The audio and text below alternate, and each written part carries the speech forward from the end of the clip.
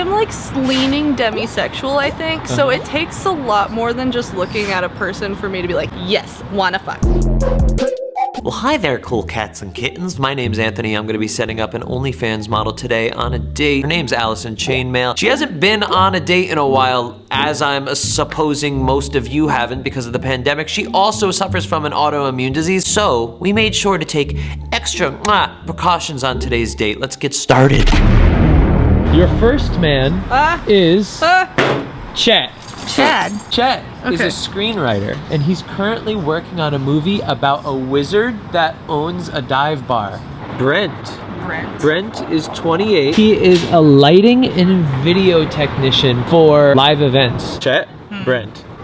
Chet, Brent. I think he's cuter. I want silly. Yeah? I want a silly little shit. Well, guess what? You're getting a silly little shit, and his name is Chet.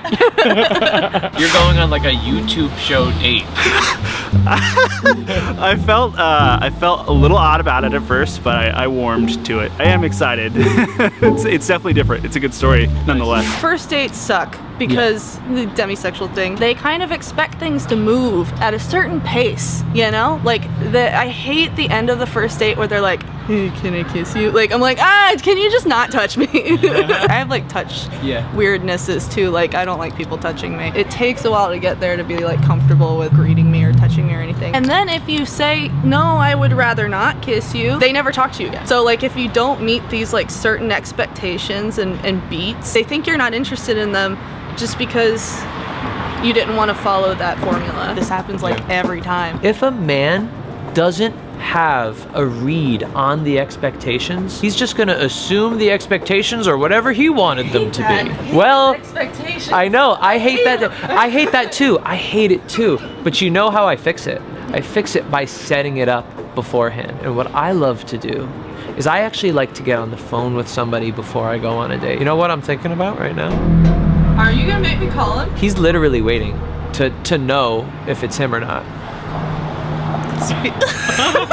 What you can do is just like, I just want to let you know before we hang out that like, I love getting to know somebody first and foremost before anything else. If I'm attracted to somebody, trust me, I get attracted to somebody, but I like to do it at my own pace. You want to do it right now? Yeah, we can do it. All right, let's get it.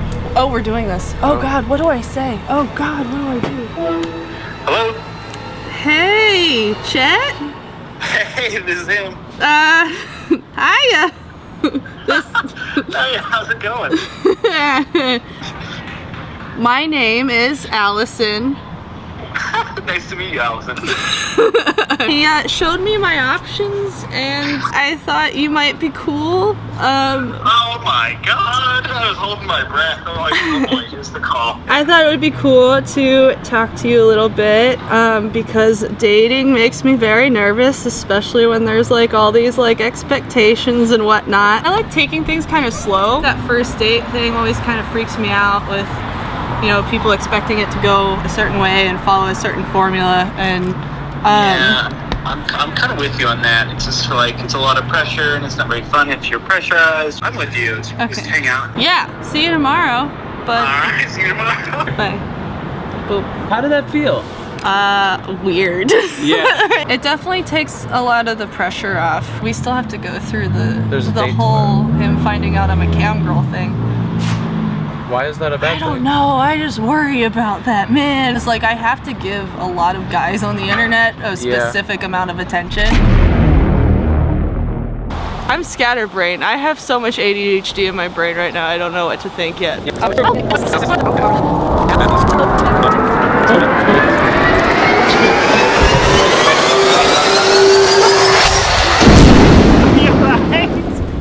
help you up. You got it? No problem, right? Nice to meet you. Nice to meet you. I brought a lot of snacks. I went a little ham at the, at the grocery store. Did you get ham? I didn't get ham, but I went ham. Chips, carrots, chocolate, pistachios, blueberries, hummus. Blueberries? I'm sorry, I'm ADHD all over the place. No worries. Holy shit. We're out here in the brush. Do you like something warm or something cold? I would like, I don't know. 2019, had some like family stuff going on. My sister had a baby, which yay. My dad had a little bit of a slip up in his noodle. And so, yeah, that's the delicate way to put it. Sure. That's the on-camera way to put it, and the actual way to put it is... All right. I'm gonna mute it right here because this is where Allison starts getting into some really deep personal stuff about her family. And this is not the type of stuff you should talk about, especially on the first 15 minutes of a kind of blind date. But I also just don't want anybody to hear it in general. I address this later on with Allison, but let's continue here. So we had like a really bad like trying to move in process, and then I like hightailed it to Colorado. I had health issues that were exacerbated by the elevation. Oh. So I have like this issue that's getting worse that I don't feel like I've really gotten to the bottom to medically, where I like get syncope, which is like you get lightheaded and pass out. As far as like personality compatibility goes, I could say there were some differences. I think that she's got a lot going on, and that's the most understated way I could put it. And I'm wondering if that you are interested in having something else going on too. I'm definitely down to like hang out with him more and see what happens, you know? I'm impressed. He even went to Whiskey Wednesday where I normally go. My God. Hey, stay. You hear? Stay. Stay. Stay. Sit there. Sit. Sit. No. Ooh, a little whiskey? Uh-huh. I'll take that. God, there's humans and I don't have a mask. They're coming in at all sides. Alright, just wait like that. Let me just get all my shit out of your hands. Harley, hey, come on. I know you can do this one. Come on. Oh, there's bugs. Come on. Harley. Oh, this is also like Dead by Daylight. Old fashioned one. Something shiny. Very. that's actually The pretty definition of ADHD. It's so cool though. That is cool. I have just as much ADD as you do. When I used to go on dates, it would turn into the Anthony show, where I would just have so much fun. A lot of the attention I love feeling on me. But are you getting what I'm getting at? I need to give him attention. You need to give him attention. I'm honestly like worried about us walking around. In my head, I was like, I want to get finding this one activity over with so I can make sure we go to a place where we can like sit or do something, whatever we need to do. You should tell him all those things. You should say, you know what?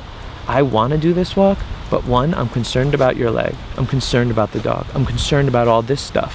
And before we go do that, I want to make sure that's all taken care of. So let's talk about it. I want you to make the decisions that you know in your head are important, instead of saying, let's just get this over with because I don't want to have to deal with any of that. Instead say, let's deal with it now.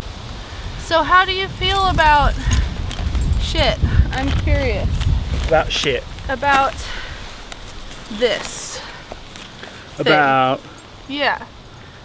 I don't know, like this being a first date. Now, this is one of the first times that Allison actually checked in on Chet, how he was feeling about the situation in general. This is a great first step forward for Allison when she's meeting somebody. Instead of causing pandemonium because of her anxiety, she steps back and she says, wait, how is he feeling? When you check in on the person and see how they're doing, see how they feel about this whole situation, you are better able to manage the relationship going forward. Now, you don't have to ask something as direct as, you know, how do you feel about us being on a date together? What do you think of this? It's as simple as being really tuned into how they react to every little word you say. That's why eye contact is such a big thing when on a first date. You want to see the reactions between the reactions. Those are actually called micro expressions, and you're not able to notice them unless you're actually looking with unwavering eye contact. But it's as easy as asking something like, how you feeling right now? You doing good? Everything all right? You want to keep chatting? You want to walk over there? You want to get a bite to eat? Whatever. Check in on the person and watch their reaction. You are better able to know how to manage the relationship moving forward. Like, for instance, let's say you were at a restaurant with a first date and it was a place you go to all the time, but your date doesn't know that. The waiter comes along, you mess with this waiter all the time. You guys are really good buddies,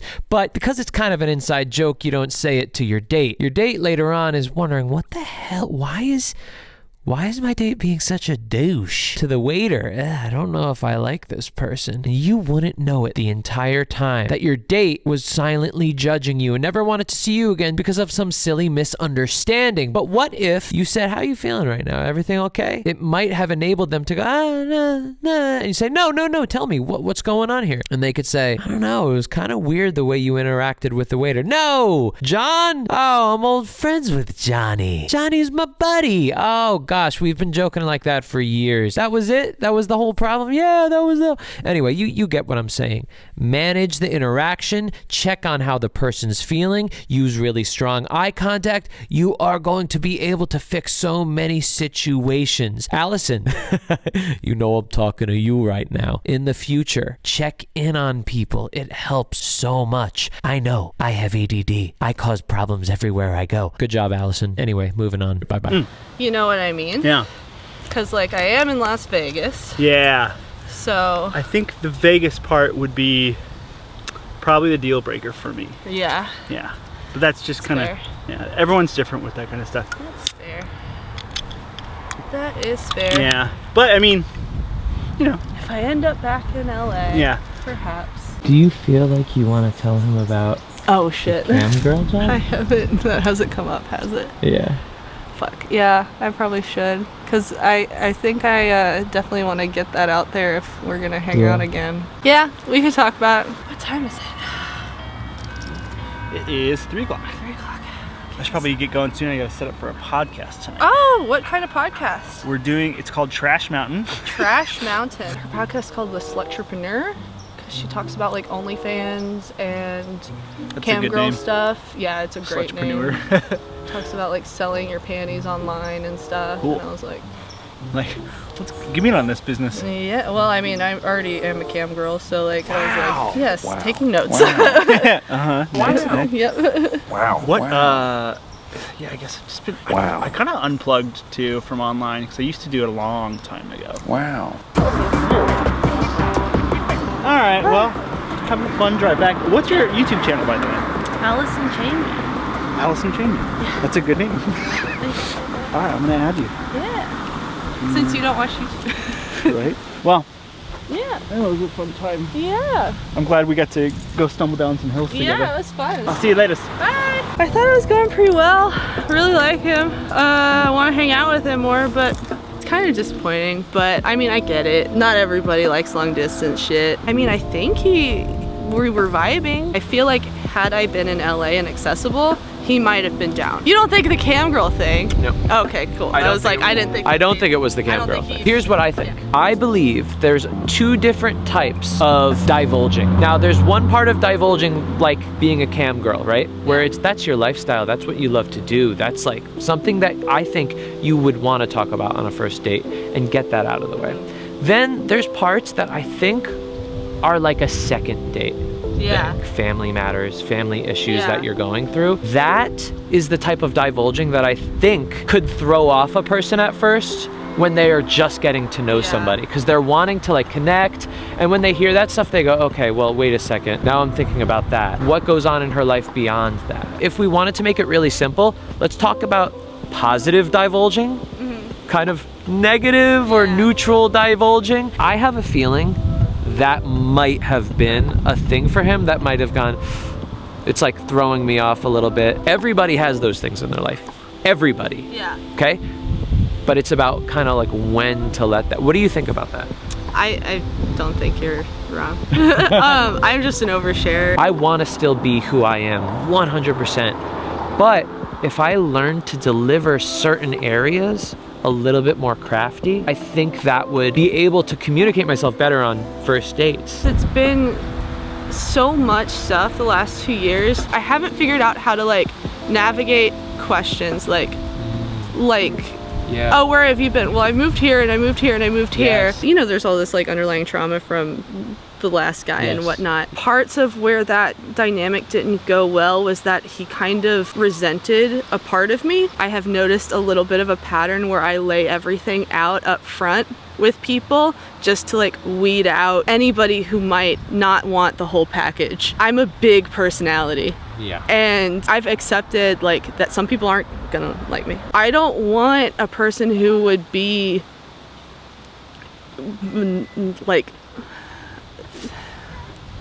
who would dislike aspects of myself. I want somebody who's going to be able to like accept me for exactly who I am. And I think it's really hard when like you love a person so much and they can still like dislike things about you so strongly that they'll like make it a point to tell you all the time. And I know that's an abuse situation, but I do think it's like a self-sabotage almost, or just a way to weed people out. Is like laying everything out right here. This is the shit show of my life. Can we get past it? Because I know I'm working on myself. And I think that's an amazing way to say it, by the way. And I think it's like so much about how, right? It's not about what, because I guarantee you there's so many dudes that want to fall in love with every side of you, no matter what. And it's not that they love you and they still point out bad things about you. Literally accept everything and love everything about you, okay? But that still, I don't think means that if it was delivered to them in a wrong way, that they're not gonna get spooked.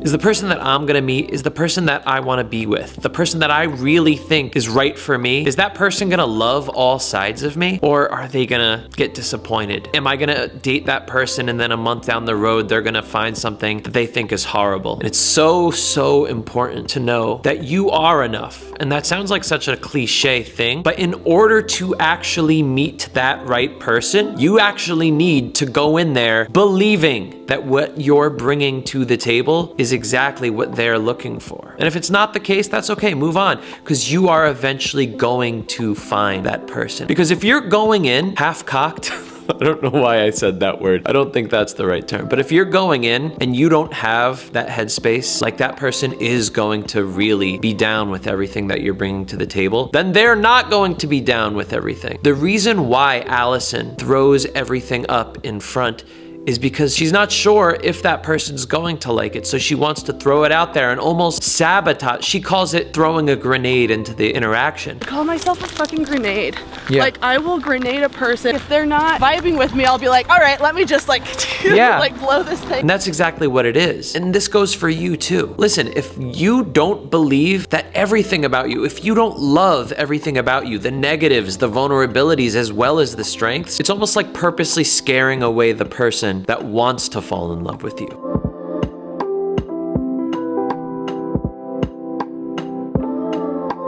I lost my shell.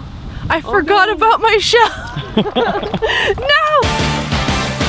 Oh, you know what I look like? I kind of look like a sailor. Well, you know what I experience all the time?